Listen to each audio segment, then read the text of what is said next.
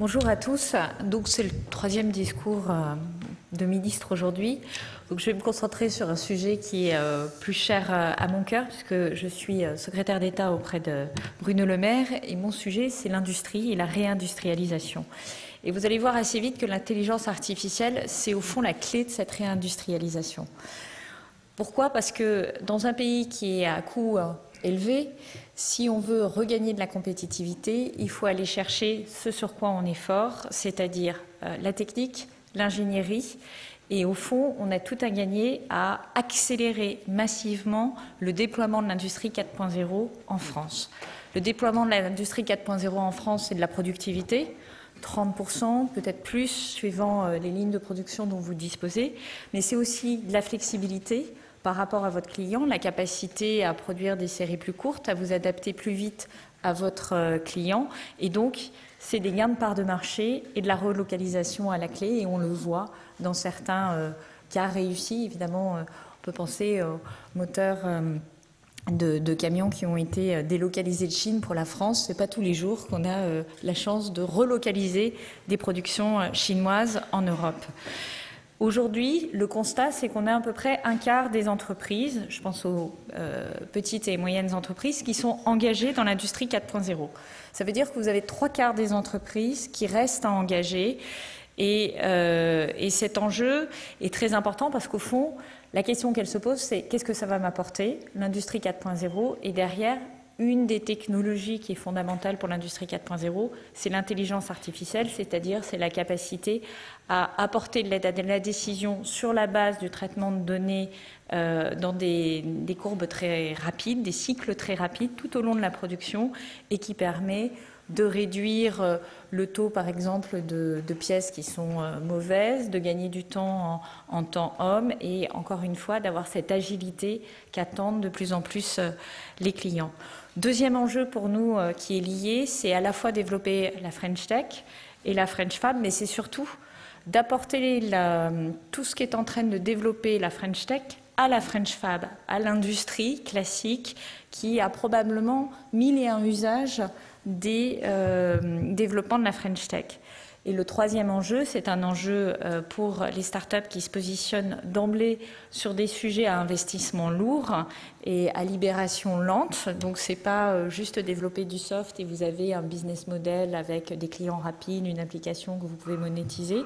C'est ce qu'on appelle la deep tech. Et la deep tech, vous avez beaucoup d'intelligence artificielle aussi derrière. Et comment, dans notre pays, on sait accompagner chacune de ces entreprises en se donnant du temps patient, du capitalisme patient, qui ne va pas tout à fait dans le sens de ce que nous voyons aujourd'hui des comportements des investisseurs. Et c'est pour ça que nous sommes également très engagés dans ce sujet. Donc au fond, intelligence artificielle et industrie, c'est deux choses. C'est comment rattraper le quart d'heure de retard que nous avons aujourd'hui, parce qu'il ne faut pas se voiler la face. La France est légèrement en retard par rapport à l'Allemagne, légèrement en retard par rapport à l'Italie. Et donc, nous avons lancé des dispositifs qui doivent absolument être connus de tous. 10 000 diagnostics numériques qui sont financés par l'État, les régions et les filières. Il s'agit en gros de faire la première passe pour regarder comment faire de l'industrie 4.0 dans des PME. Et on va même parfois considérer que les ETI, c'est un peu des PME dans cette démarche. Ce sont les accélérateurs lancés par BPI qui prennent des dirigeants et des comités de direction pour les exposer à toutes les nouvelles technologies, les nouveaux modes de management. Donc, c'est à la fois, vous êtes dirigeant de PME ou d'ETI et on va vous montrer la puissance des nouvelles technologies, du blockchain, de l'intelligence artificielle pour votre production, mais on va aussi vous accompagner sur la croissance externe. On va aussi vous montrer que à la clé de l'intelligence artificielle et de son implantation dans l'entreprise, il y a une légère modification des fonctions et du rôle du middle management, que vous donnez des outils qui peuvent être utilisés par les opérateurs, qui rendent d'ailleurs leur travail plus intéressant, qui les montent en compétences, mais du coup la manière de fonctionner des opérations est différente et c'est tous ces sujets-là sur lesquels il faut probablement embarquer les chefs d'entreprise pour qu'ils en tirent le meilleur bénéfice et appliquent ces nouvelles technologies dans leur entreprise et deviennent des moteurs de croissance de l'économie. Et je peux vous dire que ça fonctionne très bien. Donc sachez que ça existe. Et pour ceux qui sont PME ou ETI, enrôlez-vous, signalez-vous si vous avez de l'appétit pour ce type de dispositif. Troisième dispositif, le suramortissement. Nous avons aujourd'hui décidé de donner un petit avantage fiscal aux entreprises qui se lancent dans les nouvelles technologies appliquées à leur chaîne de production. Et donc, tout ce qui est intelligence artificielle, machine à commande numérique, etc., fait l'objet de ce suramortissement dans les 2 ans qui viennent. En fond, vous voyez, c'est accompagner les dirigeants, faire leur diagnostic numérique avec eux et donner le petit coup de pouce qui permettent de passer à l'acte et de se lancer dans quelque chose qui doit leur apporter de la compétitivité et de nouveaux clients. Et face à ce programme, nous avons un enjeu évident qui est celui des compétences. Vous imaginez bien, j'imagine que vous en avez parlé, recruter dans des grands groupes, c'est pas si simple, des compétences numériques, des compétences sur l'intelligence artificielle. Alors dans la PME qui est située à 50 km de l'agglomération la plus proche, là ça devient un sacré challenge. Et là aussi, nous avons un programme à mener, une vraie transformation culturelle à conduire en France pour, au fond, repérer les personnes qui sont dans des métiers aujourd'hui qui vont peut-être être remises en cause par l'intelligence artificielle, mais qui ont toutes les qualités pour transformer leurs compétences parce qu'ils savent gérer du process, ils savent gérer de la data, ils savent être rigoureux, ils ont l'habitude de processer différentes actions et les transformer dans des compétences numériques. Et comme ils connaissent leur métier, le métier de fond, ils ont une vraie valeur. Et donc, il y a une transformation des compétences qu'il faut accompagner pour que l'ensemble de nos entreprises, et pas seulement les grands groupes, et pas seulement les grands groupes internationaux qui payent bien et qui vont faire leur marché en France de nos compétences, puissent bénéficier de notre vivier d'ingénieurs, de techniciens et d'opérateurs. Et puis, ce n'est pas tout de rattraper notre retard, il faut prendre le quart d'heure d'avance. Prendre le quart d'heure d'avance, c'est aller plus loin, notamment sur des questions stratégiques comme la mutualisation et la normalisation des données. Intelligence artificielle, il faut l'appliquer à quelque chose, c'est la data. Je crois que Bruno Le Maire vous en a parlé tout à l'heure. C'est la certification des algorithmes, c'est les systèmes critiques ou encore la conception et la fabrication de solutions matérielles pour l'intelligence artificielle. Nous sommes en train de travailler avec les filières sur 3 priorités. Première priorité, identifier des technologies clés sur lesquelles on peut investir et faire des acteurs français des champions industriels de demain. Bon, on aime bien avoir des champions, c'est un vocable assez courant dans la politique industrielle française, mais je pense que ce qu'il faut retenir, c'est surtout qu'aujourd'hui, on doit mettre des priorités et investir massivement sur quelques secteurs du jeu sur lesquels on est en capacité de rattraper ou de prendre de l'avance parce que l'historique de nos compétences, de nos labos de recherche font qu'on a en fait un petit avantage compétitif et qu'on ne l'a pas encore matérialisé dans notre industrie. Le deuxième sujet, c'est de faire émerger des projets d'innovation de rupture qui sont poussés par les filières industrielles et puis rapprocher recherche publique et privée sur certains secteurs. On sait aussi que la recherche française publique est plutôt appréciée et valorisée, mais qu'on a un léger problème de transmission ou d'application dans le secteur privé, qu'à un moment elle s'évapore parce que des entreprises étrangères ont compris plus vite que nous ce qu'elles pouvaient apporter ou parce qu'on a mis plus de temps à la transformer en projet entrepreneurial.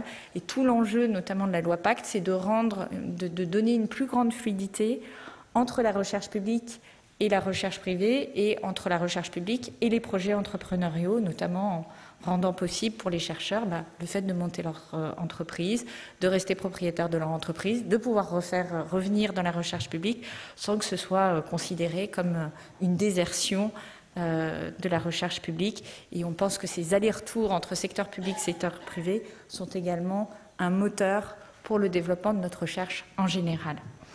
J'aimerais évoquer 2 exemples pour illustrer ces priorités, parce que là je parle de grandes idées, c'est très bien, mais c'est encore mieux quand c'est un peu incarné. La filière santé d'abord. La santé, c'est un des domaines prioritaires qui est identifié dans le rapport de Cédric Villani sur l'intelligence artificielle. Il faut savoir qu'en matière d'innovation, les industries de santé, c'est 15% des personnels de recherche et développement, tous secteurs confondus en France, et 20% des dépenses totales d'innovation de l'ensemble des industries françaises. L'innovation en santé, elle s'est longtemps préoccupée d'améliorer l'espérance de vie de nos concitoyens. Elle doit aujourd'hui aborder des défis comme l'efficience, sans quoi les progrès de la médecine seront incompatibles avec la soutenabilité de notre système de soins. Le comité stratégique de filière de l'industrie de santé en a fait une priorité et les solutions numériques basées sur l'intelligence artificielle vont permettre d'améliorer l'efficience du soin. Je vais donner 2 exemples. Le diagnostic basé sur l'intelligence artificielle, c'est-à-dire vous utilisez de l'imagerie et vous regardez en intelligence artificielle comment apprendre à la machine à reconnaître plus vite que le praticien qui a 30 ans d'expérience le démarrage d'un cancer ou la situation qui n'est pas nette. Ça, c'est une vraie valeur ajoutée en termes de prévention et en termes d'efficience. Autre exemple, nous investissons 80 millions d'euros dans un Health Data Hub, qui est un grand défi financé dans un Health Data Hub qui a vocation à réunir les datas dont nous disposons en matière de santé, donc mes datas, vos datas, évidemment anonymisées, mais pour permettre en fait de faire des simulations sur des cohortes de personnes qui ont des expériences de santé et de pathologie et en déduire des faits. Par exemple, est-ce que lorsque on a 50 ans et qu'on a eu telle et telle pathologie, on n'a pas vocation à développer telle pathologie future 10 ans après, et est-ce que ça ne doit pas nous conduire à avoir des systèmes de prévention sur ce type de personnes? Et ça, c'est très précieux évidemment dans l'amélioration de la qualité de nos soins, et vous voyez bien que l'intelligence artificielle, elle sera au cœur du traitement de ces données, et je le précise parce qu'il y a toujours un fantasme, évidemment très respectueuse de la privacy, parce qu'on est sur des personas, on n'est pas sur des données de personnes individuelles, c'est tout l'enjeu. Autre exemple, celui du secteur automobile. L'industrie automobile fait face aux révolutions technologiques les plus importantes qu'elle a connues depuis le début du XIXe siècle, véhicules électriques, véhicules autonomes, et le gouvernement accompagne la filière automobile française dans ces évolutions technologiques, et notamment sur la voiture autonome. Nous allons avoir besoin de l'intelligence artificielle et nous sommes en train d'accélérer et d'accompagner toutes les innovations en la matière, en investissant massivement, notamment dans la nanoélectronique. Donc, l'intelligence artificielle, elle est transversale à l'industrie, elle est un vecteur de compétitivité majeur et elle n'est pas réservée aux entreprises des métropoles. Parce que là encore, souvent, on parle de la Startup Nation. Je pense qu'aujourd'hui, le sujet est complètement ailleurs. Aujourd'hui, c'est comment on met à profit une transformation technologique majeure dans tous les compartiments du jeu de notre activité et on amène cette transformation dans les territoires, dans les industries qui, en règle générale, sont plutôt en dehors des grandes villes qu'au milieu, entre la cathédrale et la mairie, pour des raisons assez évidentes. Et l'enjeu, c'est que ces entreprises qui sont dans les territoires loin du centre des agglomérations se sentent, au fond,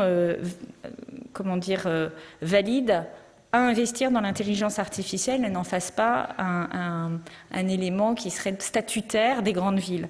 Je vais vous donner un exemple de ce qui se passe dans les territoires parce que je trouve que c'est intéressant. C'est un sous-traitant automobile de la vallée de l'Arve qui fait face à des taux de déchets de plus de 50% pour ses pièces. Grâce à l'intelligence artificielle, c'est une PME, il est passé de 50% à 10%. Vous imaginez l'effet sur sa marge et sur sa capacité d'investissement futur de cette évolution.